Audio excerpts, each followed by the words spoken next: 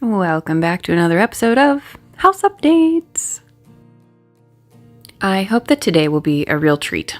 I have purposely not shown you the bathroom throughout most of the remodel because this room was just sort of a confuddling mess. They'd put up weird walls and enclaves, and the patch jobs were really less than stellar. So Dad and I made the difficult decision to take all the walls down and start again.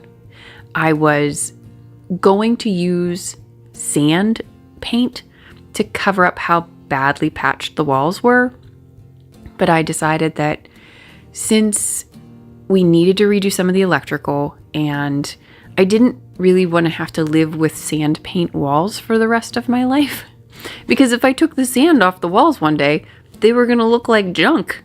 So it's a small room, and we just said, you know what, we'll just take things down. We'll start again. It'll be okay. Now, anyone who knows Just Jim, the best project manager ever, knows that this man is a saint. Well, to add another layer to this, there were wallpapers inside of the walls. And it didn't seem to be, I think these were walls that had been reclaimed from another project because the wallpaper was on the backs of the walls, which you can see here. That's the pipe that lets the fumes from the toilet out of the house. Which it's a good thing we took the walls down so that could be fixed, because there's no other way that you'd find that or fix that. So there's wallpaper on the insides of the walls. And it was really oddly important to me to save pieces of this wallpaper, just as a nod to the house and all the people that had inhabited it before me. So just imagine trying to tear down walls with me, and every 5 minutes I'm going, ooh, and jumping into a pile of rubble. That's what Jim had to work with on this particular project. I plan to find a really pretty frame to put all of these different pieces of wallpaper in. There were a lot of them, and I just didn't want to miss any opportunity to preserve a piece of the house's history. The project was not going quickly, so more capable hands were called in, and Gavin and T really just knocked it out of the park one day while I was at work. They got the ceiling stripped, which was very difficult because there was this wire mesh that was part of the plaster, and it had to be cut all along the top of the ceiling. After that,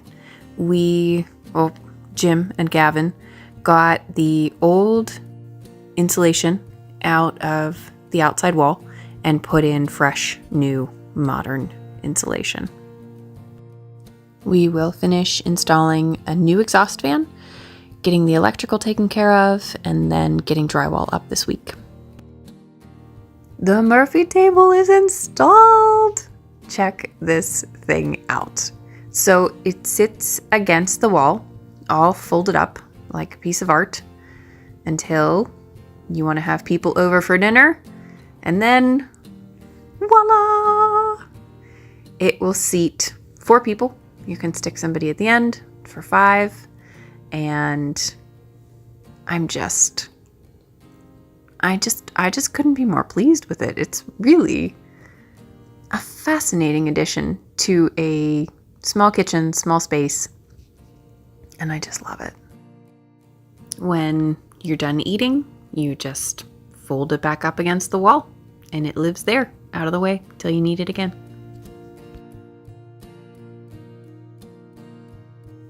Nana helped me in the kitchen on a beautiful sunny afternoon.